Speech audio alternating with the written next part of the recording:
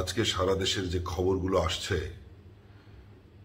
তা আসলে বর্ণনা করার মতন নয়। ছাত্রদের একটা আন্দোলনকে কেন্দ্র করে আজকে যে অবস্থা সৃষ্টি হয়েছে, বিভিন্ন মহলে এখন প্রশ্ন উঠেছে যে এই অবস্থার জন্য দায়ী কে। যদি একটু প্রথম থেকে বলি তাহলে বলতে হবে যে ছাত্ররা যখন আন্দোলন করছিল তখন তারাও বসতে চাচ্ছিল, কিন্তু এটা সরকার আমলে নেয়নি, বরং তারা নানান ধরনের কথা বলেছে এবং এমনকি দু একজন ভীষণ রকমের উস্কানিমূলক কথাও বলেছেন। বিশেষ করে আওয়ামী লীগের সেক্রেটারি, সেতু ও সড়ক যোগাযোগ মন্ত্রী ওবায়দুল কাদের বলেছিলেন যে ছাত্রলীগই যথেষ্ট, এবং তারপরেই দেখা গেছে যে ছাত্রলীগের সঙ্গে তাদের সংঘর্ষ। মূলত ছাত্রলীগ এই বক্তব্যের পরেই তাদের উপরে হামলা শুরু করে এবং তারপরে আস্তে আস্তে এটা অন্যদিকে চলে যায়। তারপর আমরা দেখি যে আন্দোলনটা বৃহৎ আকার ধারণ করে এবং একটা পর্যায়ে এই যে 6 জন ছিল সেই 6 জনকে ডিবি অফিসে আটকে রাখা হয়। তারা সেখানে 32 ঘন্টা অনশন করে, সেখান থেকে তাদেরকে ছেড়ে দিতে বাধ্য হয়। নানান রকমের ঘটনা এর মধ্যে ঘটেছে। আইনজীবীরা তাদের পাশে এসে দাঁড়িয়েছে। এই আন্দোলনের সঙ্গে ছাত্রদের শিক্ষক, তাদের অভিভাবক, বিভিন্ন পেশাজীবী মানুষ, শিল্পীদের একটা বৃহৎ অংশ তাদের সঙ্গে ছিল এবং শহীদ মিনারে যে পরিমাণের লোকের সমাগম হয়েছে সেটি বলা চলে যে অনেক বছর আমরা একসঙ্গে এত মানুষের জমায়েত দেখিনি। আজকে তাদের যে কর্মসূচি ছিল সেই কর্মসূচিতে একটু অন্যরকম আমরা দেখলাম। তাতে করে এটা স্পষ্ট যে তাদের ছাত্রদের কর্মসূচিকে কেন্দ্র করে কিছু দুষ্কৃতিকারী বিভিন্ন জায়গায় আগুন দিচ্ছে, বিভিন্ন ধরনের হত্যাও হচ্ছে এবং সম্ভবত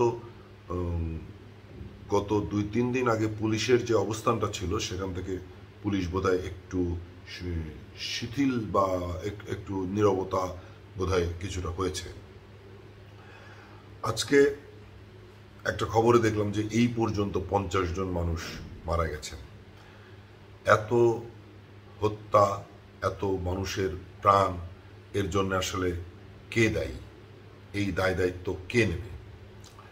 এটি একটি বড় প্রশ্ন।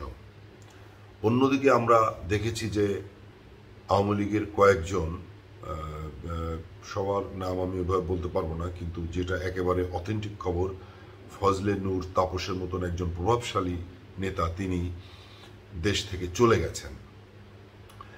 দেশের এই বিপদের সময়, ক্রান্তি লগ্নে এই লোকগুলো, দায়িত্বশীল লোকগুলো যে চলে যায়, এটা কিসের লক্ষণ? আজকে দেখলাম যে অধ্যাপক আনু মোহাম্মদের নেতৃত্বে একটি শিক্ষকদের টিম, তারা একটি ছায়া সরকারের রূপরেখা বলছিলেন। যদি এই সরকার পদত্যাগ করে তাহলে কি হতে পারে, এরকম কিছু একটা। কিন্তু ঘটনা আসলে যেদিকে মোড় নিচ্ছে এটা সামাল দেয়া কি এখন সম্ভব কিনা আমি জানি না। তবে যদি নিয়ন্ত্রণের বাইরে চলে যায় সমস্ত কিছু, তাহলে আসলে এর যে ফল, এই ফলটা তো সাধারণ মানুষের উপরেই আসে, খেটে খাওয়া মানুষের উপরেই আসে।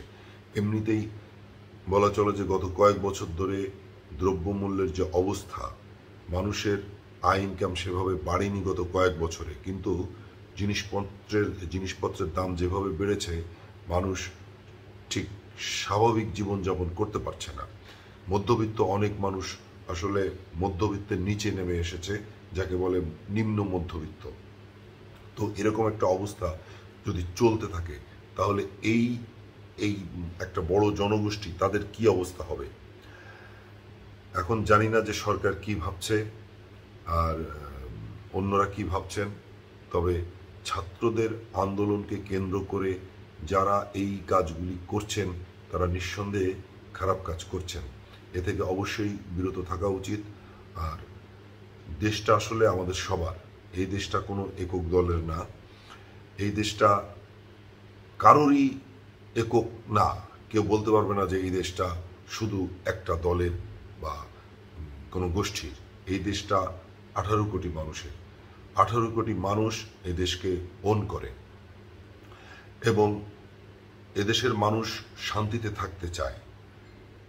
তবে এটা ঠিক যে গত 16-17 বছরে দুর্নীতির যে চিত্রটা এদেশের মানুষ দেখেছে, তাতে করে আস্থা রাখা খুব কঠিন ব্যাপার।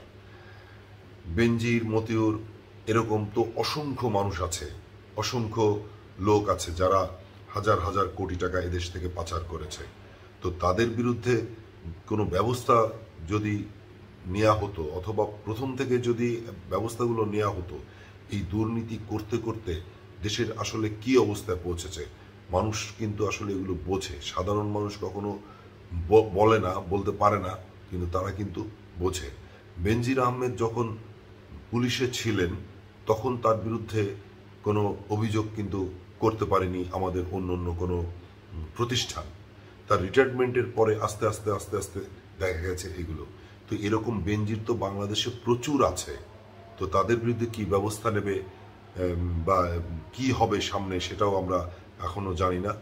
আর দেশের আজকের যে পরিস্থিতি, এই পরিস্থিতি থেকে উত্তরণ যদি জরুরিভাবে আমরা খুব তড়িৎ গতিতে উত্তরণ না ঘটে, এটা যদি আরো দীর্ঘায়িত হয় এরকম পরিস্থিতি, তাহলে সেটা দেশের জন্য, দেশের 18 কোটি মানুষের জন্য মোটেই ভালো কিছু হবে না।